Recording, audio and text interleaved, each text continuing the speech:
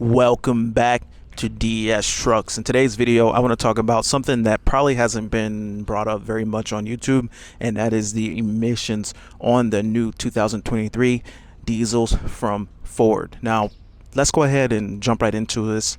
Popping underneath the truck here, we can see our DPF, and in 2023, you can see that this DPF is much larger than it was in 22 and all previous years. Every year, or every generation at least, that these trucks are out on the market, the exhaust filters seem to be getting bigger and bigger. So here's a look at the DPF, much bigger, and now there's another component before the DPF. And where it used to just be a downpipe, now there is another layer of filtration here. There's more components on the exhaust system now, more sensors, and it's a different system. We now have a injector in the exhaust that will put fuel into the exhaust in order to burn off the soot. Now that's a good thing and a bad thing. It's bad because it's more components and a little bit more expensive, but it's good because now the system does not put the fuel through the motor in order to achieve a regen. So it's better for the engine, this new system. Now, what I will say, having this truck, what I have experienced is this truck has a pretty good emission system from the standpoint of regens and all that kind of stuff. The DPF filter does manage much better than it used to. It just, the regens, it manages a little bit shorter trips. Obviously you don't want to short trip it too much, but for me, my drive to work is only like 10 miles or so, and it's been keeping it pretty clean. I've been really trying to get the truck to 1,000 miles before towing. I'm at 700 miles right now. I'm not really towing this trailer around. I just pulled it out in order to dump it, so it really didn't even see the road. I just pulled it out, dumped it right next door.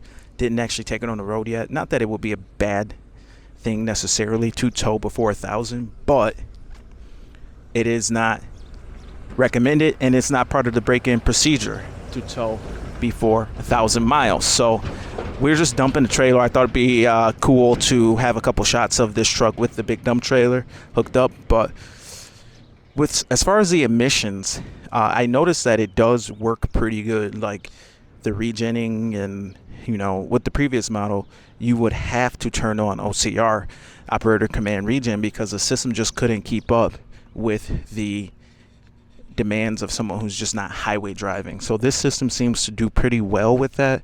The MPG is about the same as it was before, but one of the cons to this new emission system that I have noticed is the engine doesn't sound as good as it used to. It sounds a lot more muffled. It almost sounds like a gasser. Now it's more luxury or more premium in the sense that the engine's muted. You can't hear the motor. So if that's what you're looking for, then this truck is actually better. You can't hear the diesel engine as much. You don't smell it as much. It's just more, honestly, it seems like it's more clean. But for me, I call it a con because I want to hear the engine. I want to smell a little bit of diesel, I guess. And, you know, for me, it's a little bit of a step back just because of the way that it drives. Is less noise and it's quieter.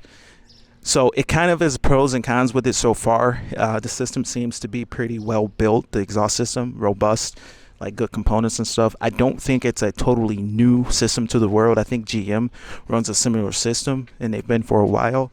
And I do believe it's going to be quite difficult to remove the emissions from these trucks, which is okay because we're not going to be removing the emissions because we're good Americans.